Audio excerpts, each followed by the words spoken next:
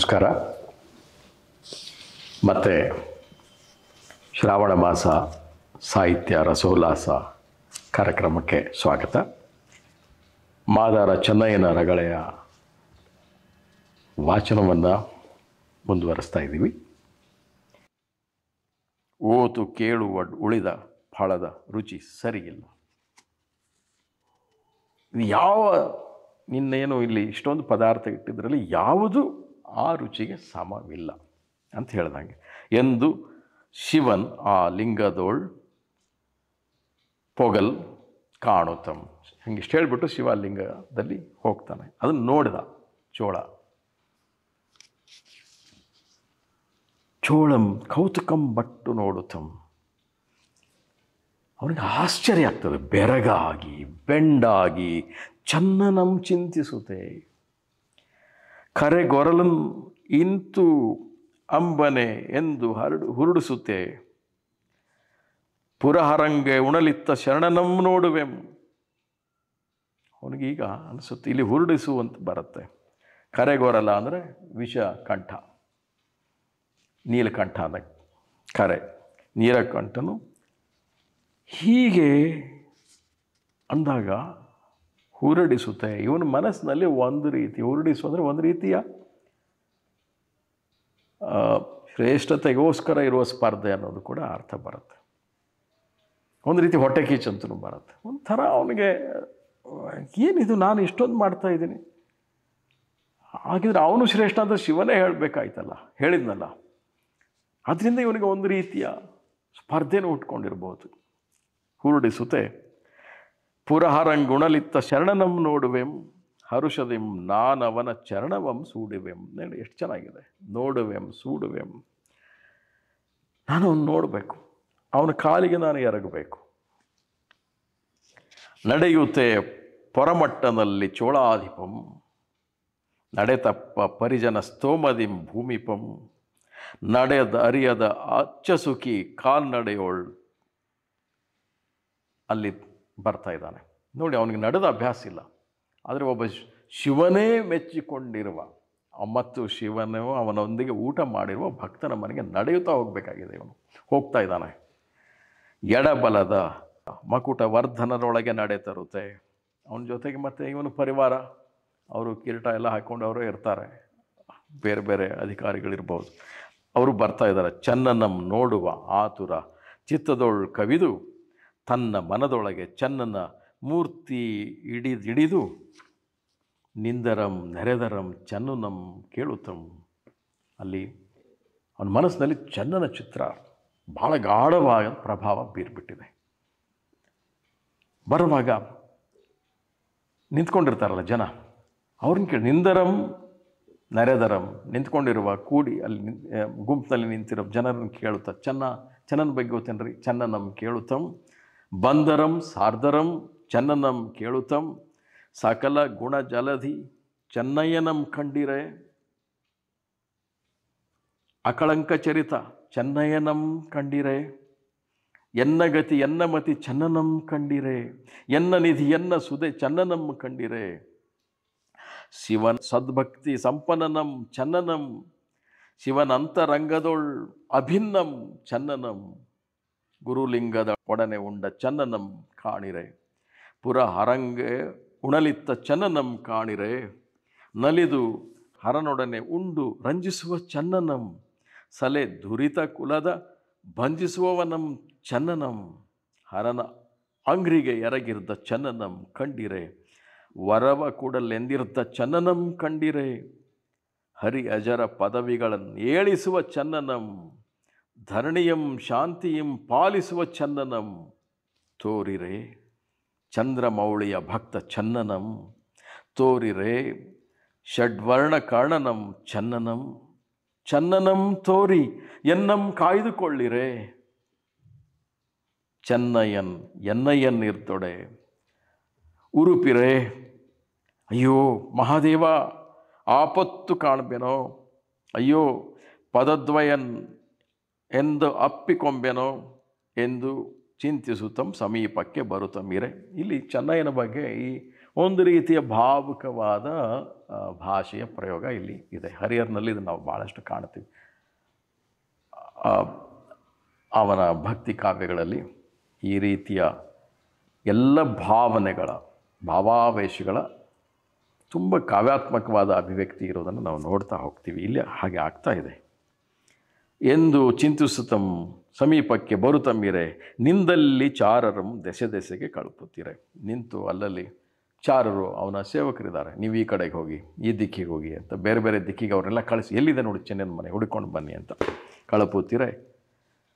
ಇರೆ ಮುಂದೆ ಪಡಿಯರರು ಪರಿದರಸುತ್ತಂ ಬಂದು ಅವರಲ್ಲಲ್ಲಿ ಹೋಗಿ ಹರಡಿ ಹೋಗಿ ಹುಡುಕಿ ಅರಸುತ್ತಾ ಹುಡುಕಿ ಹೇಳ್ತಾರೆ, ಹಿರಿಯ ಕೇರಿಯ ಕಾಣುತ್ತ ಉರವಣಿಸುತ್ತಂ ನಿಂದು ಚೆನ್ನಯ್ಯ ನಿರ್ದ ಮನೆ ಯಾವುದೆಂದು ಅರಸುತ್ತೀರೆ. ಅವರು ಚೆನ್ನೈನ ಮನೆ ಯಾವುದು ಅಂತೆಲ್ಲ ಹುಡುಕ್ತಾ ಇದ್ದಾರೆ. ಮುಂದಿನ ಸಾಲು ಭಾಳ, ಚೆನ್ನಯ್ಯ ನಿರ್ದ ಮನೆ ಯಾವುದೆಂದು ಅರಸುತ್ತೀರೆ, ಚೆನ್ನಯ್ಯ ನಿರ್ಪ ಗುಡಿಸಲಿದೆ ಎಂದು ತೋರುತ್ತೀರೆ. ಅವ್ರ ತಲೆಯಲ್ಲಿ ಚೆನ್ನಯ್ಯನ ಮನೆ ಯಾವುದು ಅಂತ ಹುಡುಕ್ತಾ ಇದ್ದರೆ ಗೊತ್ತಿದ್ದವ್ರು ಹೇಳಿದರು ಚೆನ್ನಯ್ಯನ ಗುಡಿಸಲಿದು ಅಂತ ಹೇಳಿದರು. ಎರಡೇ ಸಾಲಲ್ಲಿ ಆ ಒಂದು ವ್ಯತ್ಯಾಸದ ಚಿತ್ರವನ್ನು ಕೊಟ್ಬಿಡ್ತಾ ಇದ್ದಾನೆ ಹರಿಹರ. ಇದು ಸ್ವಲ್ಪ ಚೆನ್ನಯ್ಯನವ್ರಿಗೆ ಗೊತ್ತಾಗಿದೆ ಅನಿಸುತ್ತೆ. ಒಳಗೆ ಗುಡಿಸಲು ಒಳಗೆ ಚೆನ್ನಯ್ಯನ್ ಊರೇ ಕುಂದುತಂ ರಾಜ ಬರ್ತಾ ಇದ್ದಾನೆ ಅಂತ ಗೊತ್ತಾಗಿ ಒಳಗೆ ಅವರು ನಮ್ಮ ಮನೆಗೆ ಈ ರಾಜ್ಯದ ರಾಜ ಬರ್ತಾ ಇದ್ದಾನೆ ಅಂತ ಕುಣಿದಾಡ್ತಾ ಇಲ್ಲ, ಅವರು ಕುಗ್ತಾ ಇದ್ದಾರೆ. ಕುಂದುತೆ ಅಂತ ಒಳಗೆ ಕುಂದುತಂ ತಿಳಿವಡೈ ಇರದು ಇದೇನೆಂದು ನೋಡುತ್ತಂ ಬಾಡುತ್ತಂ ಅರಮನೆಯ ಚಾರರ್ ಏಕೆ ನಾನೇಕೆ ಶಂಕರ. ಅರಮನೆ ಸೇವಕರು ಯಾಕಪ್ಪ, ನಾನೇಕೆ, ನಮಗಿದೇ ಎಲ್ಲ ಹಾಕಬೇಕು ಅಂತ ಅನ್ನೋ ಅರ್ಥದಲ್ಲಿ. ಅರಸನ್ ಏಕೆ ಎನ್ನ ಮನೆ ಏಕೆ ಶಶಿಶೇಖರ. ಅರಸಗ ಅರಮನೆ, ನಂದು ಬಡವ, ಇಲ್ಲೇ ಯಾಕೆ ಬರಬೇಕು ಅವರು. ಭಕ್ತನೆಂದರಿಯದಿದ್ದಡೆ ಲೇಸು ಬರ್ದುಕುವೆಂ. ಆಯ್ತು ಬಂದ್ರಲ್ಲ, ಯಾಕೆ ಬರ್ತಾರೆ, ಬಂದನು ನಾನೊಬ್ಬ ಭಕ್ತ ಅಂತ ಅವ್ರಿಗೆ ಗೊತ್ತಾಗದಿದ್ದರೆ ಸಾಕು. ಭಕ್ತನೆಂದರಿಯದಿದ್ದಡೆ ಲೇಸು ಬದುಕುವೆಂ. ಬದುಕ್ತೀನಿ. ಹೇಗೆ ಬದುಕ್ತೀನಿ ಅಂದರೆ ನಾನು ಶಿವಭಕ್ತ ಅನ್ನೋದು ಅವ್ರಿಗೆ ಗೊತ್ತಾಗಬಾರ್ದು, ಗೊತ್ತಾಗದಿದ್ದರೆ ಬದುಕ್ತೀನಿ ಅಂತ, ಗೊತ್ತಾದರೆ ಸತ್ತು ಹೋಗ್ತೀನಿ ಅಂತ. ಭಕ್ತನೆಂದರಿದ ಬಳಿಕ ಆನೆಂತು ಬದುಕುವೆಂ. ಶಿವ ಮಹಾದೇವ ಭವನೆ ಏನಪ್ಪುದೋ, ಭವನೆ ಬಲ್ಲಂ ವಿಚಾರಿಪ್ಪೊಡೆ ಏನಪ್ಪುದೋ, ಅವಿಚಾರದಿಂದ ಇಂತು ಮಾಡ್ಪುರೇ ಶಂಕರ. ದೇವರಿಗೆ ಕೇಳುವ ಪ್ರಶ್ನೆ ಎಷ್ಟು ಚೆನ್ನಾಗಿದೆ ನೋಡಿ. ಒಂದು ಪದ ಪ್ರಯೋಗ, ಅವಿಚಾರದಿಂದ ಇಂತು ಮಾಡೋರೆ. ದೇವರಿಗೆ ನಿನಗೆ ವಿಚಾರನೇ ಇಲ್ಲಲ್ವ, ಬುದ್ಧಿನೇ ಇಲ್ಲ ಅನ್ನೋ ಅರ್ಥದಲ್ಲಿ. ಅವಿಚಾರದಿಂದ ಇಂತು ಮಾಳ್ಪರೆ ಶಂಕರ, ಭವನೆ ಬಲ್ಲಡೆ ಇಂತು ಮಾಳ್ಪರೆ ಹರಿಹರ. ಆಯ್ತು, ನಿನಗೆ ಗೊತ್ತಿತ್ತಲ್ವ, ಗೊತ್ತಿದ್ರು ಹಿಂಗೆ ಮಾಡ್ಬೋದಾ. ಎನ್ನುತ್ತಮ್ಮಿರೆ, ಇವನು ಹಿಂಗೆ ಒಳಗೆ ಅಂದ್ಕೊಳ್ತಾ ಇದ್ದಾನೀಗ. ಅವನಿಗೆ ಎಷ್ಟು ಇಷ್ಟ ಇಲ್ಲ ಇದನ್ನು ಸಾರ್ವಜನಿಕವಾಗಿ ಗುರುತಿಸ್ಕೊಳ್ಳೋದಕ್ಕೆ. ಏಕಾಂತ ಭಕ್ತನಾಗಿ ಇರೋದಕ್ಕೆ ಅವನು ಇಷ್ಟಪಟ್ಟಿದ್ದಾನೆ. ಆದರೆ ಈಗ ಶಿವನೇ ಇಷ್ಟಪಟ್ಟುಬಿಟ್ಟಿದ್ದಾನೆ ಇದನ್ನು ಜಗತ್ತಿಗೆ ತೋರಿಸ್ಬೇಕು ಈ ಭಕ್ತಿಯನ್ನಂತ. ಎನ್ನುತ್ತಮ್ಮಿರೆ ಬಂದು ಗುಡಿಲಂ ಸುತ್ತಿ ಮುತ್ತುತಂ ತನಗೆ ಜಿಯೆ ಎನ್ನುತ್ತೆ ಕೈ ಮುಗಿಯುತ್ತಂ. ಇರೆ ಚೋಳ ರಾಜನ್ ಅತಿ ಭಕ್ತಿ ಬರುತ್ತಿದ್ದ. ಗುಡಿಲ ಸುತ್ತಮುತ್ತರು ಜಯಕಾರ ಹಾಕ್ತಾ ಇದ್ದಾರೆ ಜನ. ಬಹುಶಃ ಇವನ ರಾಜನ ಪರಿವಾರ ಜಯಕಾರ ಹಾಕ್ತಾ ಇದ್ದಾರೆ. ಇವನು ಚೋಳನ ಅತಿ ಭಕ್ತಿಯಿಂದ, ಅಂದರೆ ಅವನಲ್ಲಿ ಮೋಸ ಇಲ್ಲ, ಅವನಲ್ಲಿ ಭಕ್ತಿ ಇದೆ. ಕೈ ಮುಗಿತ ಬರ್ತಾ ಇದ್ದಾನೆ. ಅರರೆ ಸಮ್ಯಜ್ಞಾನಿ ಸತ್ಯನಿಧಿ ಬರುತ್ತಿದ್ದ. ಬರ್ತಾ ಇರೋವನು ನೋಡಿ, ಸಮ್ಯಜ್ಞಾನಿ ಅವನು, ಸತ್ಯನಿಧಿ ಬರುತ್ತಿದ್ದ. ಅವನು ಕೂಡ ಸತ್ಯವಂತನೇ. ಎರಡು ಪಾತ್ರಗಳು ಇಲ್ಲಿ ಒಂದು ರೀತಿ ಉನ್ನತ ಪಾತ್ರಗಳು. ಗಣದಿಂದ ಐತಪ್ಪ ಚೋಳ ಕುವರರ ನಡುವೆ, ಎಡಬಲದಿಂದ ಉಗ್ಗಡಿಪ ರಾಜಪುತ್ರರ ನಡುವೆ ಗಳಗಳನೆ ನಡೆತಂದು ಚೆನ್ನಯ್ಯನಂ ಕಂಡು ಬಳಸಿ ಗಣಪದವಿ ಬಂದೆಳೆಸಿರ್ದನಂ ಕಂಡು ಭಕ್ತಿ ಗುಡಿಸಲಲ್ಲಿರ್ದನಂ ಕಂಡು ಮುಕ್ತಿ ಮೂವಡೆಸಿ ಮುಂದಡಸಿರ್ದನಂ ಕಂಡು ಪುಳಕಿಸುತ್ತ ಪುಟವೇಳುತ್ತ ಉರ್ಬುತಂ ಕೊರ್ಬುತಂ ಇಳಿವ ಅಶ್ರುಜಲದಿಂದೆ ಮೂಡುತಂ ಮುಳುಗುತಂ ಎನ್ ಒಡೆಯನ್ ಇದನೆ ಇದನೆ ಚೆನ್ನಯ್ಯನ್ ಎನ್ನುತ್ತೆ ಬರ್ತಾ ಇದ್ದಾನೆ. ರಾಜ ಹೇಳ್ತಾ ಇದ್ದಾನೆ, ಇವನು ನನ್ನ ಒಡೆಯ, ಚೆನ್ನಯ್ಯ ನನ್ನ ಒಡೆಯ, ಅವನು ಇದಾನ ಅಂತ ಕೇಳ್ಕೊಂಡು ಬರ್ತಾ ಇದ್ದಾನೆ. ಎನ್ನ ಸುದೆ ಇದನೆ ಚೆನ್ನಯ್ಯನ ಎಂದೆನ್ನುತ್ತೆ ಇಳುಪಿದಂ ಸರ್ವಾಂಗಂ ಚೆನ್ನಯ್ಯನ ಅಂಗಡಿಗಳು. ಬಂದು ಕಾಣ್ತಾನೆ ಚೆನ್ನಯ್ಯ, ಗುಡಿಸಲಲ್ಲಿ ರಾಜ ಬಂದಿದ್ದಾನೆ. ಚೆನ್ನಯ್ಯನ ಪಾದಗಳಿಗೆ ತನ್ನ ಇಡೀ ದೇಹವನ್ನು ಅಂದರೆ ಸಾಷ್ಟಾಂಗ ನಮಸ್ಕಾರವನ್ನು ಹಾಕ್ತಾ ಇದ್ದಾನೆ. ತೊಳೆಗೆ ಮಣಿ ಮಕುಟ ಕಾಂತಿಪದ ಭೂಮಿಯೋಳು ಪಾದ ರಜಮಂ ಕಣ್ಗೊತ್ತಿಕೊಳ್ಳುತ್ತ ತೀವುತ್ತಿರೆ. ಇಲ್ಲಿ ಮಣಿ ಮುಕುಟ ಕಾಂತಿ ಅಂದರೆ ಅವನು ಕಿರೀಟ ಧರಿಸ್ಕೊಂಡು ಬಂದಿದ್ದ ರಾಜ, ಅದರ ಬೆಳಕು ಅವನು ಹಾಗೆ ತಲಿಬಾಗಿದ್ದಾನೆ, ಅದು ಅಲ್ಲಿ ಹರಡಿದೆ ಭೂಮಿಯಲ್ಲಿ. ಆದರೆ ಅವನು ಪಾದಧೂಳಿಯನ್ನು ತಗೊಳ್ತಾ ಇದ್ದಾನೆ.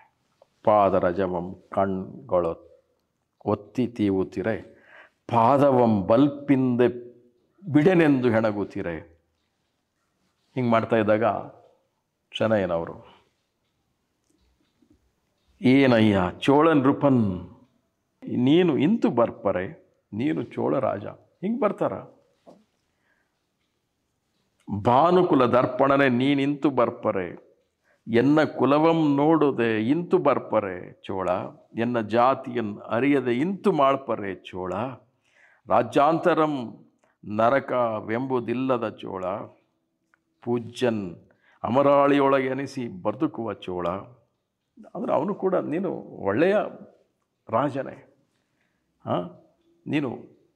ನೀನು ಕೂಡ ಪೂಜ್ಯನೇ, ಆದರೆ ನೀನು ಹೀಗೆ ಮಾಡ್ತಾ ಇದೆಯಲ್ಲ, ನಿನಗೆ ನನ್ನಾಣೆ ಎನ್ನಾಣೆ ಬಿಡು ಚೋಳ, ಕಾಲ ಬಿಡು ಚೋಳ ಏನೇ. ಅವನೇನು ಹೇಳ್ತಾನೆ, ಇವರಿಬ್ಬರದು ಸಂಭಾಷಣೆ ಎಷ್ಟು ಚೆನ್ನಾಗಿದೆ, ಇಬ್ಬರ ಮಧ್ಯದ ನಡುವಿನ ಸಂಭಾಷಣೆ ಭಾಳ ಚೆನ್ನಾಗಿ ಚಿತ್ರಿಸಿದ್ದಾನೆ ಹರಿಹರ. ಏನೇ ಅವನು ಚೆನ್ನಯ್ಯನವರು ಹೇಳಿದಾಗ, ದೇವನೊಲಿದವನ ಕುಲ ಸತ್ಕುಲಂ, ಇದು ಚೋಳ ಹೇಳ್ತಾ ಇದ್ದ. ನಿನ್ನ ಕುಲದ ಬಗ್ಗೆ ನೀನು ಹೇಳ್ತೀಯ, ಆದರೆ ನಿಂದು ಸತ್ಕುಲ, ಯಾಕೆಂದರೆ ಒಳ್ಳೆಯ ಕುಲ, ಉನ್ನತ ಕುಲ, ದೇವನು ಒಲಿದ ಕುಲ ನಿನ್ನ ಕುಲ ಸತ್ಕುಲಂ. ದೇವನು ಒಲಿದವನ ಕುಲ ಸತ್ಕುಲಂ, ಘನ ಮಹಿಮನ್ ಒಲಿದ ಜಾತಿಯೇ ಜಾತಿ ನಿರ್ಮಲಂ. ಶರ್ವನೊಡನೆ ಉಂಡ, ಶರ್ವ ಅಂದರೆ ಶಿವ, ಶರ್ವನೊಡನೆ ಉಂಡ ನಿಮ್ಮಯ ಜಾತಿಗೆ ಆಂ ಸರಿಯೇ. ಸರ್ವಜ್ಞ ನಿಮ್ಮ ಕೆರ್ಪಿಂಗೆ ಎನ್ನ ಶಿರ ಸರಿಯೇ. ನಿಮ್ಮ ಪಾದರಕ್ಷೆಗೆ ನನ್ನ ಶಿರ ಸರಿಯಲ್ಲ, ಸರಿನಾ ಅದು ಸಮ ಅಲ್ಲ. ಬಿಡನಯ್ಯ ನಿಮ್ಮ ಪಾದವ ಬಿಟ್ಟು ಬಾಳ್ವೇನೆ, ಮೃಡಮೂರ್ತಿಯಂಬಿಟ್ಟು ಸಂಸ್ಕೃತಿಯುಳ್ಳ ಆಳ್ವೇನೆ. ಸಂಸ್ಕೃತಿ ಸಂಸಾರ, ಮೃಡನ ಮೂರ್ತಿ ಶಿವನನ್ನು ಬಿಟ್ಟು ನಾನು ಈ ಸಂಸಾರದಲ್ಲಿ ಈ ಲೋಕದಲ್ಲಿ ಇರೋದಕ್ಕೆ ಸಾಧ್ಯವೇ? ಹಲವು ಮಾತೇಕೆ ಶಿವನಲ್ಲಿಗೈತನ್ನೀರೇ, ಕುಲ ಗೋತ್ರದ ಇರವನೀಶ್ವರನೊಡನೆ ಬೇಡಿರೆ. ನೀವು ಬನ್ನಿ ಅಲ್ಲಿ ದೇವಸ್ಥಾನಕ್ಕೆ ಬಂದು ಅಲ್ಲಿಗೆ ನಿಮ್ಮದೆಲ್ಲನೂ ಹೇಳಿ, ನಿಮ್ಮ ಕುಲ ಗೋತ್ರ ಇತ್ಯಾದಿ ಹೇಳಿ. ಯಾಕೆಂದ್ರೆ ನಾನು ನಿಮಗೆ ಸಮಾನ ಅಲ್ವ, ಯಾವ ಅರ್ಥದಲ್ಲೂ ಅಲ್ಲ. ಯಾಕೆಂದ್ರೆ ನಿಮಗೆ ದೇವನು ಒಲಿದು ಬಿಟ್ಟಿದ್ದಾನೆ, ಅದೇ ದೊಡ್ಡ ಸತ್ಕುಲ. ಅದು ನಡೆಯಿಂ ಎಂದು ನಡೀರಿ, ಹೋಗೋಣ ದೇವಸ್ಥಾನಕ್ಕೆ, ಶಿವನ ಆಲಯಕ್ಕೆ. ನಡೆಯಿಂ ಎಂದು, ನಡೆ ಅಷ್ಟೇ ಅಲ್ಲ, ನಡೆಯಿರಿ ಅಂತ ಹೇಳ್ದ. ಎಷ್ಟೊಂದು ಮರ್ಯಾದೆ ಕೊಟ್ಟು ಮಾತಾಡ್ತಾ ಇದ್ದಾನೆ. ಗಜ ಮಸ್ತಕವನ್ನು ಏರಿಸುತ್ತೆ, ರಾಜನೇ ಸಹಾಯ ಮಾಡ್ತಾನೆ. ನೀನು ಆನೆ ಮೇಲೆ ಕೂತ್ಕೋಬೇಕು. ಮೇಲೆ ಕೂತ್ಕೊಳ್ಳೋಕ್ಕೆ ಚೆನ್ನಯ್ಯನವರನ್ನು ಆನೆ ಮೇಲೆ ಹತ್ತಿಸ್ತಾ ಇದ್ದಾನೆ.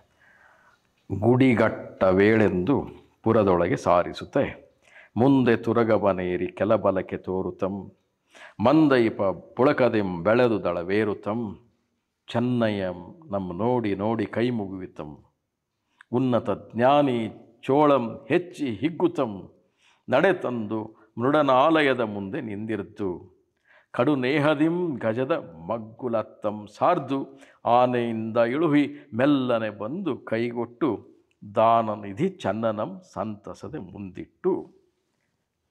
ಶಿವಾಲಯಕ್ಕೆ ಬಂದ ಮೇಲೆ ಅಲ್ಲಿನೂ ಕೂಡ ಚೆನ್ನಯ್ಯನನ್ನು ನೋಡಿ ಭಾಳ ಖುಷಿಯಾಗಿ ಬಿಟ್ಟಿದೆ. ಕೈ ಮುಗಿತಾ ಇದ್ದಾನೆ. ಇವನು ಉನ್ನತ ಜ್ಞಾನಿ ಅಂತ. ಯಾರು? ಚೆನ್ನಯ್ಯ. ಅವನನ್ನು ನೋಡಿದ್ದೀನಿ ಅಂತ ಚೋಳನಿಗೆ ಬಹಳ ಸಂತೋಷ ಆಗ್ತದೆ. ಹೀಗೆ ಗೊತ್ತಾ, ಅವನನ್ನು ಆನೆಯಿಂದ ಇಳಿಸ್ಕೊಳ್ತಾನೆ. ಇಳಿಸ್ಕೊಳ್ಳೋದಕ್ಕೂ ಅವನು ಸಹಾಯ ಮಾಡ್ತಾನೆ, ಹತ್ಸೋದಕ್ಕೆ ಸಹಾಯ ಮಾಡಿರ್ತಾನೆ, ಇಳಿಸ್ಕೊಳ್ಳೋದಕ್ಕೂ ಸಹಾಯ ಮಾಡ್ತಾನೆ.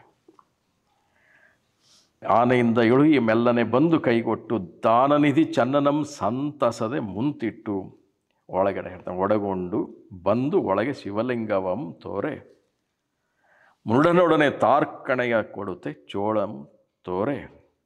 ಶಿವಲಿಂಗಕ್ಕೆ ಇವನನ್ನು ತೋರಿಸ್ತಾನೆ, ಇವನಿಗೆ ಶಿವಲಿಂಗವನ್ನು ತೋರಿಸ್ತಾನೆ. ಭಕ್ತ ಜನ ಕಲಹ ಲೀಲಾಲೋಲನಂ ತೋರೆ. ಇದು ಭಾಳ ಚೆನ್ನಾಗಿದೆಪ್ಪ. ಭಕ್ತ ಜನ ಕಲಹ ಲೀಲಾ, ಭಕ್ತ ಜನಗಳಲ್ಲಿ ಜಗಳ ಹಚ್ಚೋನು ಅಂತ. ಆದರೆ ಅದು ಲೀಲೆ, ಅದು ಜಗಳ ಅಂದರೆ. ಲೀಲಾಲೋಲನಂ ತೋರೆ ಭಕ್ತ ಜನವನ್ ಅಧಿವರ್ಧನ ಚಂದ್ರನಂ ತೋರೆ ಕಂಡು ಚೆನ್ನಯ್ಯನ್ ಅಭವಂಗೆ ಕಡು ಮುಳಿವುತ್ತಂ. ತೋಡಿಸ್ತಾನೆ. ಚೆನ್ನಯ್ಯನಿಗೆ ಭಾಳ ಕೋಪ ಬರ್ತಾ ಇದೆ. ಯಾರ ಮೇಲೆ? ಶಿವನ ಮೇಲೇನೆ. ಮುಳಿವುತ್ತಂ, ಮುನಿವುತ್ತಂ ಅನ್ನಂಗೆ ಭಾಳ ಕಡು ಮುಳಿವುತ್ತಂ. ಚೆನ್ನಯ್ಯನ್ ಅಭವಂಗೆ ಅಂದರೆ ಶಿವನಿಗೆ ಕಡು ಮುಳಿವುತ್ತಂ.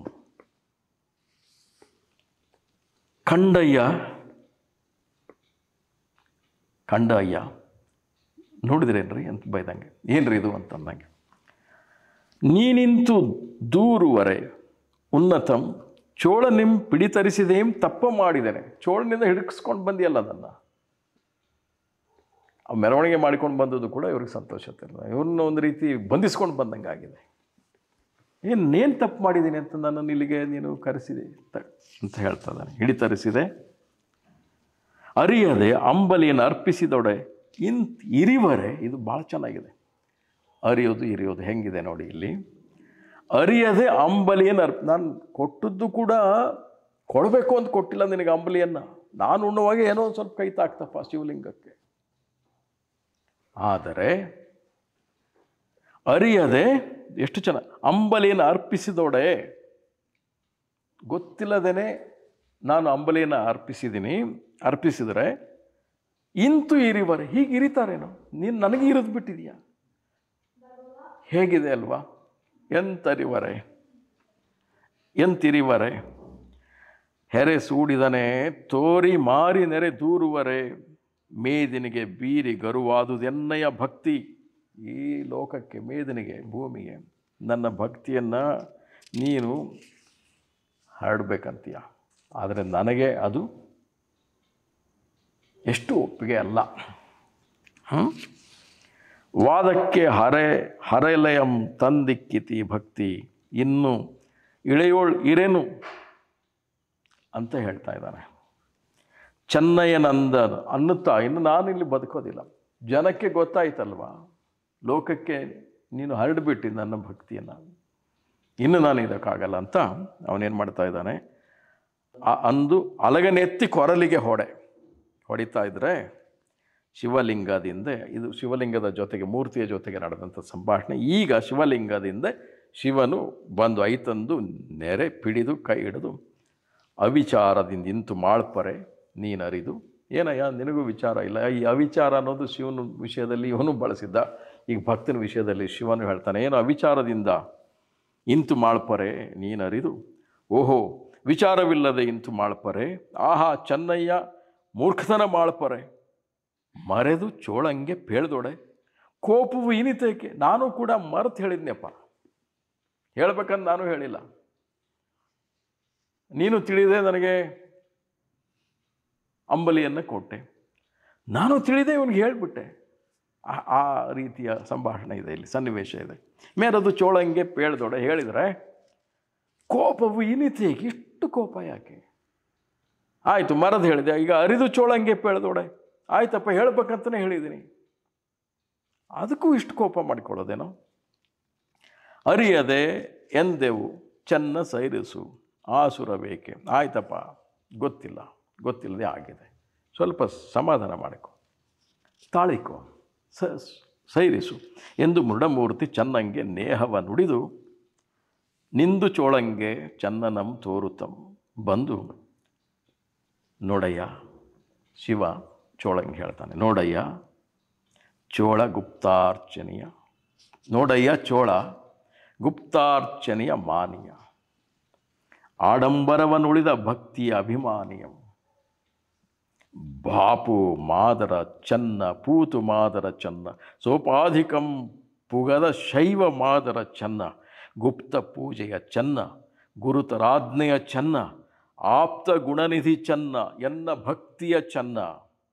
ದೇವರ ಇವನನ್ನು ಈ ಥರ ಎಷ್ಟು ಚೆನ್ನಾಗಿ ಆ ಚನ್ನ ಅನ್ನುವ ಪದ ಎಷ್ಟು ಚೆನ್ನಾಗಿ ಇಲ್ಲಿ ಬಳಕೆಯಾಗಿದೆ. ಬಸವಣ್ಣನವರ ಒಂದು ವಚನದಲ್ಲಿ ಕೂಡ ಚೆನ್ನಯ್ಯನವರ ವ್ಯಕ್ತಿತ್ವವನ್ನು ಕಟ್ಟಿಕೊಡೋ ಒಂದು ವಚನ ಬಹಳ, ಅದು ಕೂಡ ಚೆನ್ನಾಗಿದೆ. ನಡೆ ಚೆನ್ನ ನುಡಿ ಚೆನ್ನ ಅನ್ನುವ ಒಂದು ವಚನ ಇದೆ. ಅದನ್ನು ಕೊನೆಗೆ ನಾವು ನೋಡೋಣ ಕೂಡ.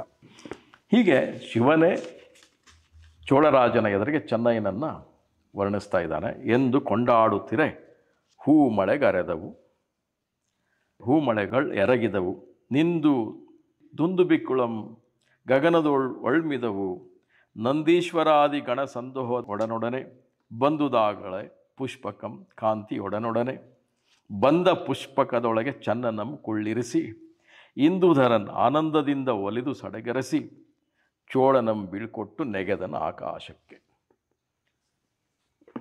ಆ ಪುಷ್ಪಕ ವಿಮಾನದಲ್ಲಿ ಕೂಡಿಸ್ಕೊಂಡು ದೇವಲೋಕಕ್ಕೆ ಅಂದರೆ ಕೈಲಾಸಕ್ಕೆ ಕರ್ಕೊಂಡು ಹೋಗ್ತಾ ಇರುವ ಒಂದು ಚಿತ್ರ ಬರ್ತದೆ. ಇದ್ರ ಬಗ್ಗೆ ನಾವು ಮತ್ತೆ ಮಾತಾಡೋಣ. ಈ ಸದ್ಯಕ್ಕೆ ಕಾವ್ಯದಲ್ಲಿ ಏನಾಗುತ್ತೆ ನೋಡೋಣ. ಚೋಳನನ್ನು ಬೀಳ್ಕೊಟ್ಟು ನೆಗೆದನ ಆಕಾಶಕ್ಕೆ, ಶೂಲಧರನ್ ಒಂದು ನಿಮಿಷಕ್ಕೆ ಹೋಗ್ಬಿಟ್ಟ ಇಲ್ಲಿಗೆ ಸ್ವರ್ಗಕ್ಕೆ.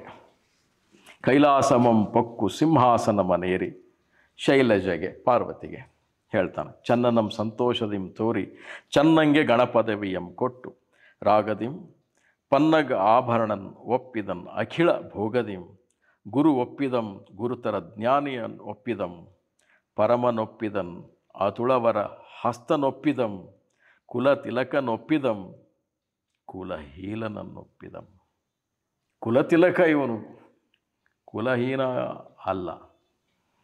ಕುಲತಿಲಕನೊಪ್ಪಿದಂ ಕುಲಹೀಲನೊಪ್ಪಿದಂ, ಹೊಲಗಲಸಿ ಭಕ್ತರೊಳ್ ನೆಲೆಸಿರ್ಪನ್ ಒಪ್ಪಿದಂ. ಇಲ್ಲಿ ಯಾವುದೂ ಆ ಕುಲ ಈ ಕುಲ ಕೀಳು ಮೇಲು ಯಾವುದೂ ಇಲ್ಲ. ಅವನು ಒಪ್ಪಿದ್ದೇನು? ಭಕ್ತರೊಳ್ ನೆಲೆಸಿರ್ಪ. ಆ ಶಿವ ಭಕ್ತರ ಭಕ್ತಿಯನ್ನು ಒಪ್ತಾ ಇದ್ದಾನೆ, ಅಷ್ಟೇ, ಮುಗೀತು. ಉಳಿದದ್ದೆಲ್ಲವೂ ಯಾವುದೂ ಅಲ್ಲಿ ಗಣನೆಗೆ ಬರೋದಿಲ್ಲ. ಉಲಿವ ವೇದಂಗಳ ಶಿಖಾರತ್ನನ್ನು ಒಪ್ಪಿದಂ. ಎಲ್ಲ ವೇದಗಳು ಉಲಿವ ಹೇಳೋದು ಏನು?